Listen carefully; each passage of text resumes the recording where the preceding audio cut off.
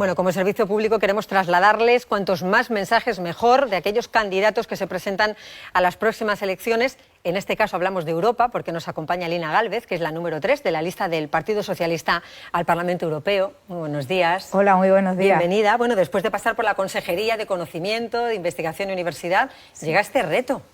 Pues no sé sí. si era esperado.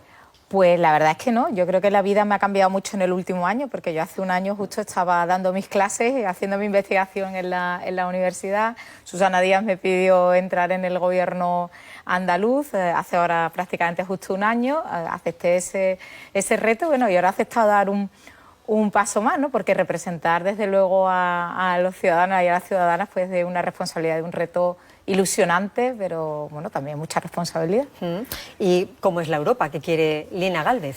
Bueno, la Europa que yo quiero es la Europa que quiere el Partido Socialista, por eso también me siento muy cómoda, la verdad, en esa candidatura. Yo voy como independiente, pero lo hago con la garantía de aceptar realmente todo lo que y de secundar todo lo que va en ese programa, ¿no? Y es una Europa más política, donde no solamente cedamos soberanía en los temas económicos, sino que realmente podamos avanzar en esa unión política que nos permita ser más fuertes para abordar esos retos globales que tenemos, que no son de un país solo, sino que son globales, y sobre todo una Europa más social, ¿no? La Europa tiene que ser más social, no podemos dejar lo social, porque si no, bueno, pues va a pasar lo que está pasando ahora, que sobre todo con una gestión de la crisis que no ha sido buena, hay que decirlo claramente, no ha sido buena la gestión de la crisis, pues se han dejado muchos territorios y a muchas personas de lado, y eso es, bueno, también lo que explica, bueno, pues el surgimiento de todos estos partidos populistas, o digamos el respaldo social a todos estos partidos populistas de extrema derecha, que en el fondo lo que quieren es implosionar, entrar en las instituciones europeas, pero para romperlas desde dentro, ¿no? Sí. Y eso no nos lo podemos permitir, ¿no? Y entonces eso es por lo que hay que luchar, por una Europa sin duda más fuerte y más social. Y es uno de los grandes retos, porque ahí es donde los países parece que no se ponen de acuerdo, ¿no? No, claro que no se ponen de acuerdo, porque hay que ceder soberanía. Cuando ya hemos cedido, por ejemplo, soberanía en algo tan importante como la política monetaria, sobre todo los países que formamos parte del euro y de la eurozona, ya tenemos la principal herramienta que tiene cualquier país, por ejemplo, para hacer frente a una crisis económica, que es con su moneda, devaluándola o no, pues esa herramienta ya no la tenemos. Pero está coja esa herramienta si no la acompañamos también de otras herramientas que, en definitiva, bueno, pues nos permitan poder, como digo, garantizar que avanzamos en bienestar, sobre todo para oportunidades para los más jóvenes, y que nos enfrentamos, como digo, a esos retos globales. Ahí cada día nos desayunamos con noticias que Trump bueno, pues está avanzando cada vez más en esa guerra comercial, en esa guerra tecnológica con China, y bueno, son esas grandes potencias que puede hacer un país de 45 millones de habitantes frente a esas enormes potencias, ¿no? Necesitamos esa Unión Europea que sea fuerte y que esté unida, ¿no?, frente a esos retos. Les espera una legislatura a todos los parlamentarios europeos complicada. Todas las encuestas dan un parlamento muy fragmentado, sí, y dividido como en dos bloques. Por un lado los europeístas y por otro lado los euroescépticos. Ahí los debates van a ser, como se suele decir, a cara de perro. Sí, porque es que creo que está realmente, es un punto de inflexión, es que está en riesgo la propia construcción europea, y yo diría no solamente la propia construcción europea, sino incluso la democracia, o sea, los valores centrales que sustentan ese proyecto europeo, ¿no? Y en este sentido, bueno, sí, decimos que hay como dos bloques, los europeístas y los que no son europeístas. Pero mientras que en otros países, por ejemplo, los conservadores europeístas y los liberales tienen muy claro que no tienen que pactar para nada con los partidos de extrema derecha, que son los que quieren romper ese proyecto, aquí en España eso no está tan claro, y aquí en Andalucía tenemos la mejor prueba de que tenemos un gobierno de conservadores y liberales apoyado precisamente por esa extrema derecha que es soberanista en el sentido de nacionalista y que no está por ese proyecto europeo, ¿no? Por tanto, hay que ser coherente también con lo que se dice en Europa y también con lo que se hace aquí, y creo que eso en el caso de España está faltando y nos puede costar muy caro. Usted es una firme defensora de la igualdad entre hombres y mujeres y ha trabajado muchísimo por ello. ¿Europa es feminista?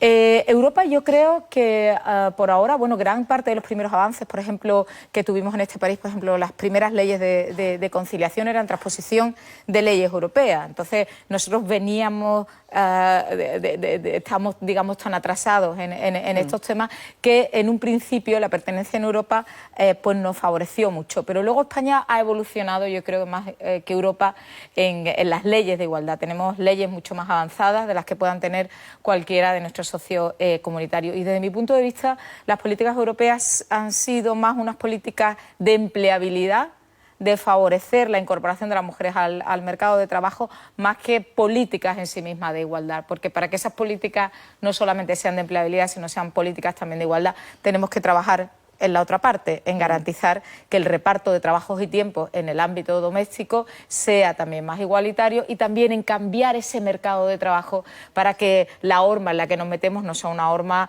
de un trabajador libre de cuidados que corresponde con el trabajador varón y donde nosotras siempre nos metemos a trompicones. Por tanto, políticas de empleabilidad, bien, pero hace falta también algo más, hace falta trabajar mucho en igualdad. O sea, un modelo económico más feminista podría ser, ¿no? Sin duda, no solamente un modelo económico, también un modelo de poder, en cómo nos organizamos, o sea, cómo, por ejemplo, en los tiempos, ¿no? ¿A qué hora ponemos las reuniones? ¿Cómo nos organizamos en los tiempos? ¿Cómo de jerárquico es el poder o cómo de horizontal es el poder, ¿no? Todo eso también necesita ser cambiado, necesitan ser cambiadas las estructuras y necesitan ser cambiadas las formas, la cultura, en definitiva.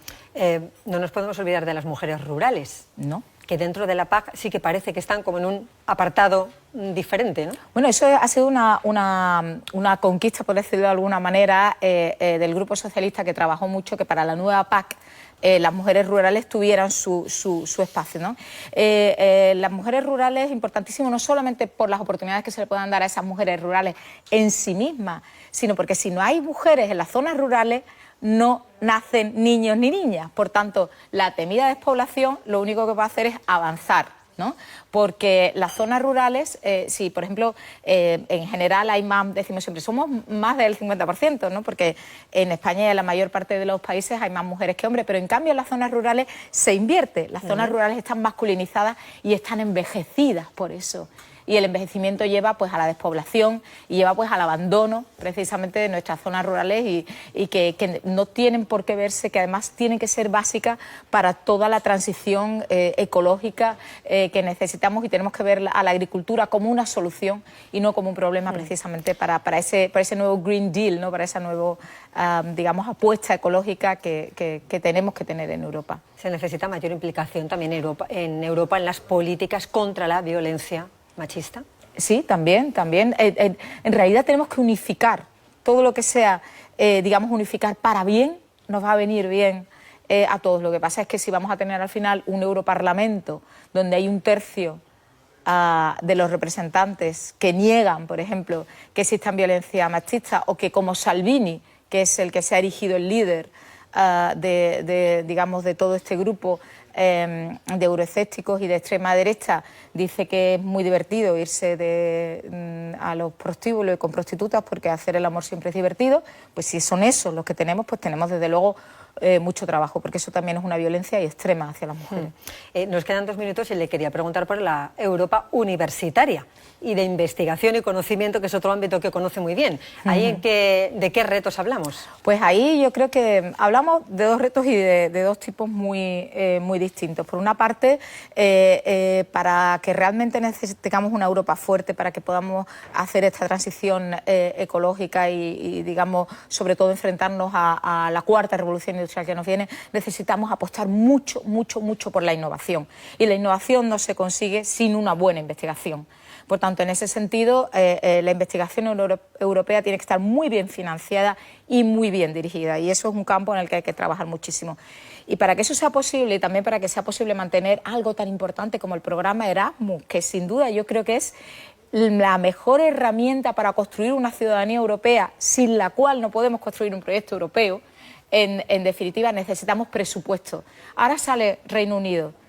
Dejamos de tener el presupuesto común, disminuye enormemente. Por tanto, hay que reforzar ese presupuesto. Y en el proyecto del Partido Socialista viene pasar del 1% del PIB al 2%, del PIB con, bueno, pues con algunos impuestos que pasen de los propios estados a Europa, o algunos impuestos nuevos como a las grandes tecnológicas.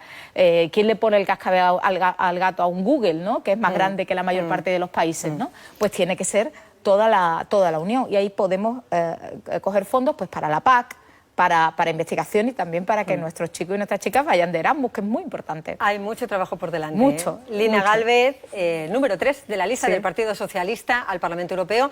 Le deseamos muchísima suerte. Muchas gracias, será la suerte de todos.